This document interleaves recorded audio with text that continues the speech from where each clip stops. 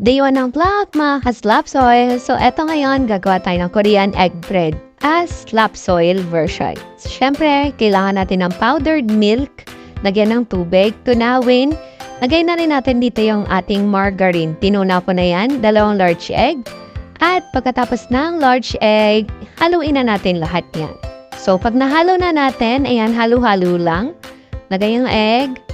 Pag nahalo na natin lahat to, mga ka-Slapsoil, doon natin nilalagay yung 1 cup na ating flour. Next, yung ating baking powder, asin, at asukal.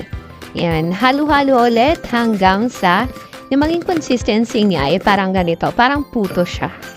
Ayan, once na ganyan na, iset natin yung timer natin ng 190 degrees, 40 minutes yung total ng cooking time ko. Kasi yung 20 minutes na sinet ko dyan, hindi siya enough. So, eto na nga. Lagyan natin ng 3 egg.